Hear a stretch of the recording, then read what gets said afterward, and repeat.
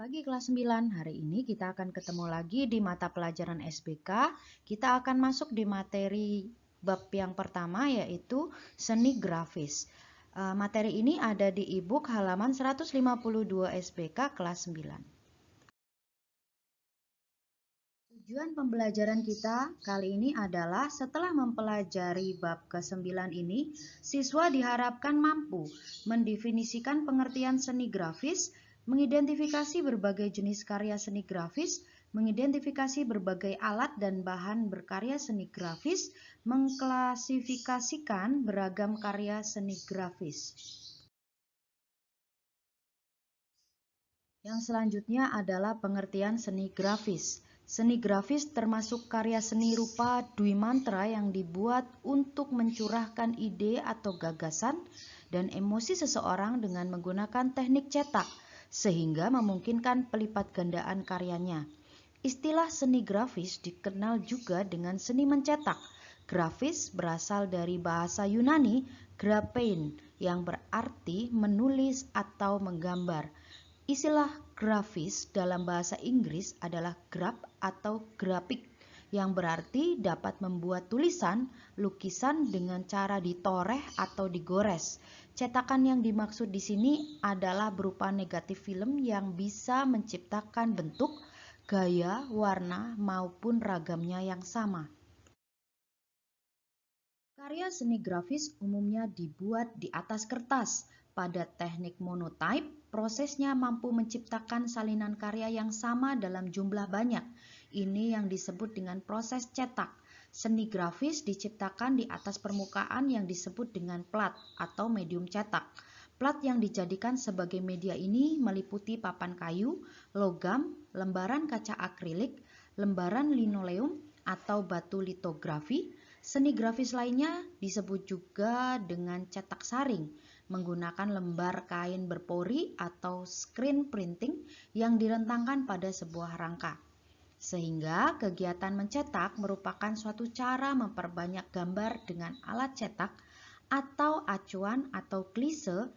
Alat cetak atau klise tekniknya dengan menggores atau mencukil pada sekeping papan logam atau bahan lainnya seperti plat logam yang dimaksud adalah kuningan atau aluminium. Jenis karya seni grafis dan teknik. Pembagian jenis seni grafis dilakukan berdasarkan teknik pembuatannya.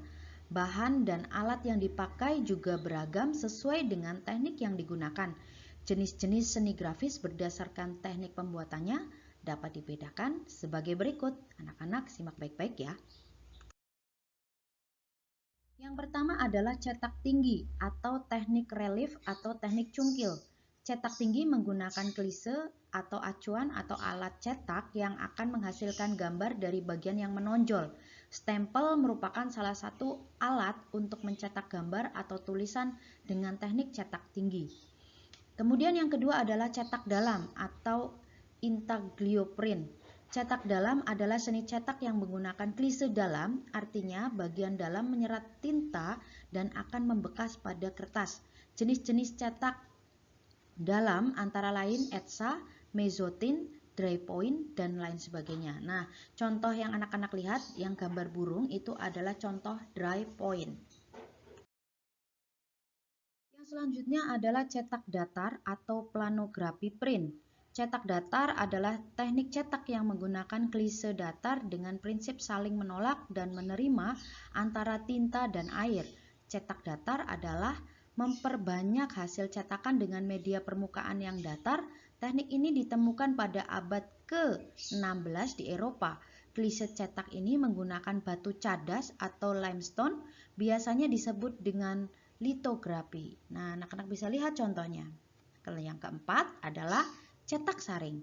Cetak saring adalah salah satu teknik proses cetak yang menggunakan layar atau screen dengan kerapatan serat tertentu. Cetak saring dikenal dengan nama sablon atau seni grafi. Sablon tersebut banyak digunakan untuk mencetak tulisan maupun gambar pada permukaan datar atau rata. Misalnya untuk mencetak tulisan atau gambar pada kertas, kaos, kain spanduk, undangan, plastik, dan media lainnya. Kain screen ini direntangkan dengan kuat agar menghasilkan layar dan hasil cetakan yang datar. Selanjutnya adalah berkarya seni grafis. Proses pembuatan cetak tinggi. Prinsip kerjanya adalah mendapatkan ruang positif atau permukaan yang timbul dan negatif, permukaan yang cekung. Garis dan ruang negatif yang dihasilkan cukiran tidak terkena warna. Sebaliknya, garis dan ruang. Bidang yang timbul dikenai tinta positif terkena warna dan dipindahkan ke permukaan bidang cetak. Anak-anak bisa lihat itu adalah contoh dari pembuatan cetak tinggi. Yang selanjutnya adalah cetak saring. Ada beberapa proses yang dilalui saat anak-anak membuat cetak saring. Yang pertama adalah proses pembuatan cetak saringnya, dimulai dengan menyiapkan kerangka screen, meja cetak, rakel, obat sablon, cat, dan sari warna sablon. Kemudian proses yang selanjutnya adalah pembuatan klise atau film negatif. Ada dua hal yang harus diperhatikan dalam pembuatan klise, yaitu memperhatikan bahan yang digunakan dan teknik yang digunakan. Bahan yang digunakan harus transparan. Hal tersebut dimaksudkan agar pada saat penyinaran atau pengeksposan bagian yang seharusnya tidak tembus oleh tinta akan terkena sinar secara utuh. Bagian yang biasanya digunakan adalah kertas kalkir, film, dan mika film. Kemudian yang ketiga adalah proses afdruk pengeksposan. Afdruk atau pengeksposan atau penyinaran adalah proses memindahkan gambar berupa selembar kertas yang akan menjadi model atau desain ke screen dengan bantuan bahan yang disebut emulsi sablon.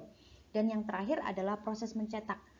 Screen kering yang sudah melalui proses pengeksposan gambar siap untuk dicetak. Letakkan kertas atau media yang akan dicetak, tuang warna yang diinginkan dan ratakan dengan rakel. Proses cetak saring selesai. Baik anak-anak, materi SBK kita sudah usai. Nah, yang selanjutnya anak-anak silakan mengerjakan tugas SBK di buku SBK ya.